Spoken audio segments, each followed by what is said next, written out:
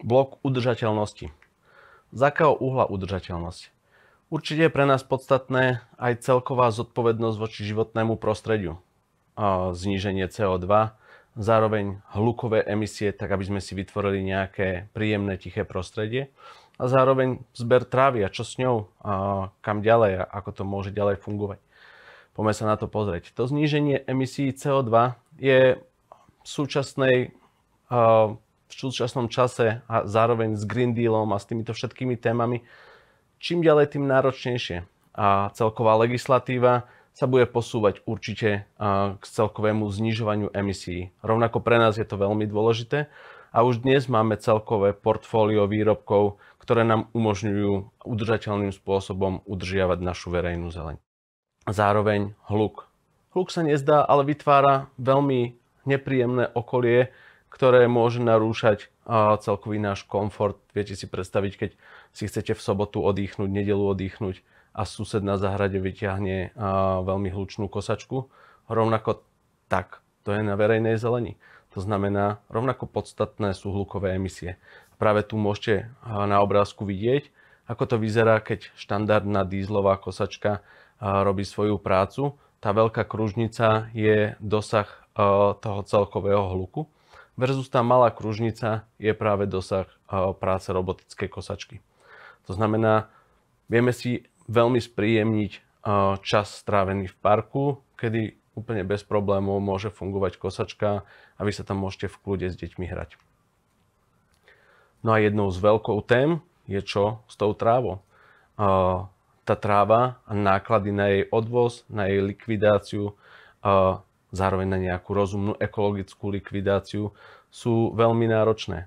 A nielen čas strávený s odnosom, ale je to takisto ľudská pracovná sila, pálenie ďalších pohonných hmôt na odnos tejto trávy. A celkovo tej trávy je počas jedného toho vegetačného roka obrovské množstvo.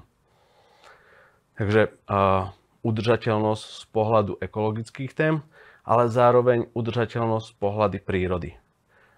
Je dôležité biodiverzita. Keď si predstavíte neustále pokosenú zelenú nízučkú trávu, tak je to v podstate zelená púšť. A preto je dôležité mať možnosť vytvárať ostrovy, kde práve tá tráva bude mať nejakú výšku, budú tam rásť kvietky, budú tam môcť žiť živočíchy a kosačka to bude vnímať ako svoju virtuálnu prekážku, do ktorej sa nikdy nepustí a práve tam zachováme tú zdravú biodiverzitu.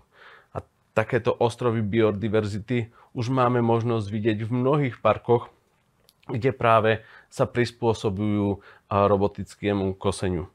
Okrem toho, že tie parky majú práve tieto biodiverzné ostrovy, tak zároveň ostrovy, kde práve ľudia chcú tráviť aktívny čas a môžu počas víkendu si lahnúť na tú trávu a vedieť, že ich tá robotická kosačka práve v tejto zóne nebude otravovať. Takáto zonácia parkov sa dá robiť úplne bez problémov. Vyberiete jej plochu, ktorú nemá kosiť a práve plochu, ktorú má kosiť len v noci, na ktorej sa cez deň môžu aktívne ľudia pohybovať. Celkovo naša koncepcia je vytvoriť tiché susedstvo, tiché mesto, tichú spoločnosť. Nie len v zástavbách okolo štvrtí rodinných domov, ale rovnako v meste, tak aby sme len znižovali hlukovú stopu okolo seba. A budúcnosť môže vyzerať rôznymi spôsobmi. Za nás súčasné robotické kosenie nie je budúcnosť. My ju vnímame ako súčasnosť. To, ako to vidíme v budúcnosti, si môžete pozrieť na tomto krátkom videu. Climate issues escalate. Growing cities face flooding, heat waves, and invasive species. Green spaces are more crucial for human health and biodiversity than ever. Husqvarna Strix is based on a fully automatic multi-purpose platform. Equipped with an array of tools and scanners, it will not only take care of labor-heavy tasks, but also collect green health data. With that data, the Strix system makes a plan for maintenance and increased biodiversity.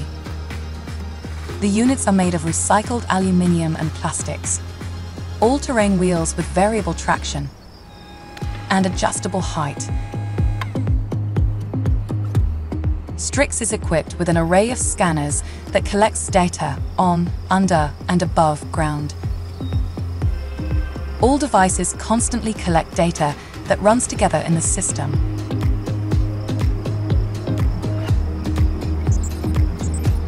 The above-ground scanners will register plants, flowers, trees, and animals. With AI, Strix can calculate the environmental condition and propose actions.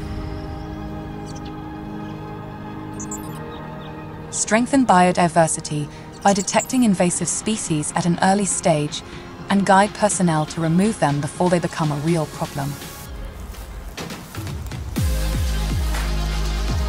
The ground sensor sees leaves, branches, and gravel on paths.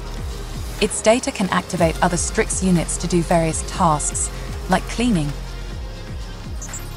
or call for reseeding and fertilizing.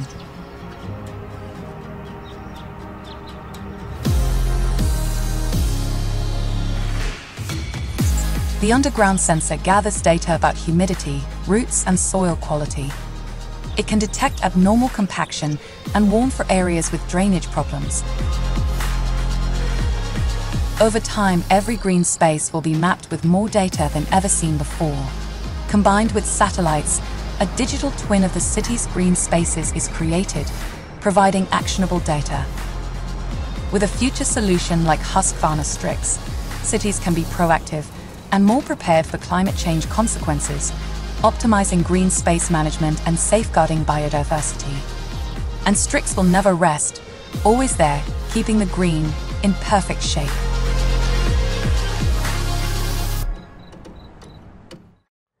Životné prostredie je pre nás extrémne zásadnou témou a celková udržateľnosť životného prostredia je pre nás kľúčová. A ako ste mali možnosť vidieť v krátkom videu, aj do budúcnosti to bude jedna z kľúčových tém. A som rád, že Husqvarna uvažuje nad kolektívnou zodpovednosťou voči svojmu prostrediu. A v prípade, že by vás zaujímali iné otázky, neváhajte ma kľudne kontaktovať. Ďakujem pekne.